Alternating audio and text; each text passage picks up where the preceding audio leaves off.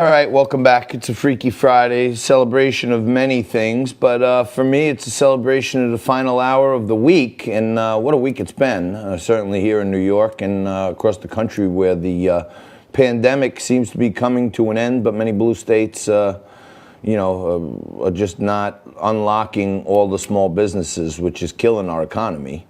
And to talk about that a little more and any other breaking news, Frank Morano joins me again.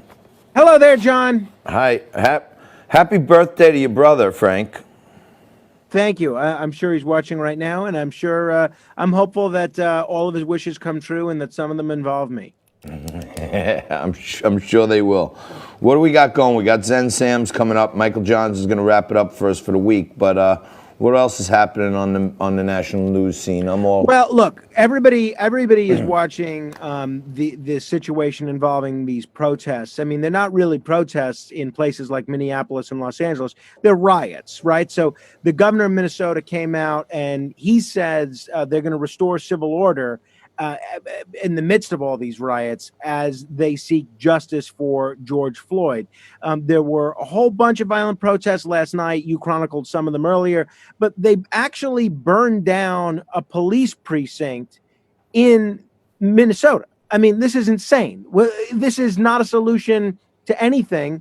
And I'm amazed that anybody thinks that arson is an appropriate remedy for any perceived or actual injustice. So there was this news conference just this morning, and the governor of Minnesota called it, quote, an abject failure that cannot happen. Well, it looks to me like leaders in Minnesota could be doing a lot more to rein this in. So we'll see what happens. I just can't believe what I'm seeing because there's literally no law and order. I mean, I would say this is probably crushing Amy Klobuchar's chances of being vice president. Yeah. Well, I mean, look, Amy Klobuchar is a senator. She's one of 100. I'm not sure how much control she has over things like the state National Guard or the Minneapolis Police Department. But I think the thing that crushed Amy Klobuchar's chances of being vice president is the issue we talked about a week ago, was Joe Biden's comments to Charlemagne You ain't black. about you ain't black.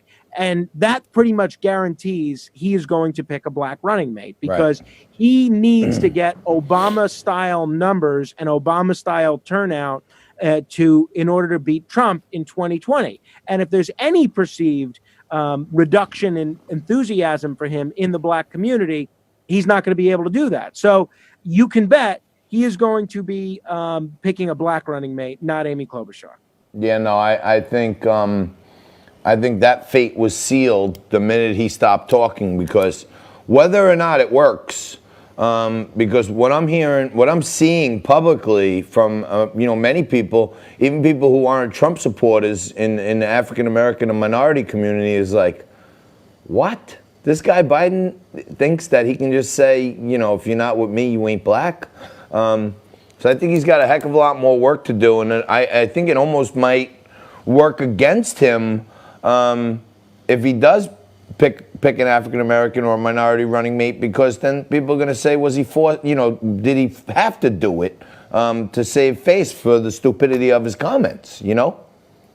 Well, it remains to be seen. Look, I think the mistake that many of us make who do news analysis or punditry is we look at a group, the black community, the Latino community, and we assume that it's monolithic, that people all think the same way, when the reality is, of course, just like any community that encompasses millions of people, there are literally millions of different perspectives on politics and everything else. So we'll see what happens. It's going to be interesting. The other thing we're watching, John, is Twitter's continuing back and forth with President Trump. So President Trump tweeted something about... We got to leave it there, Frank. It's 10. And let's do that in segment 5. We're going to come back right after this with Zen Samps.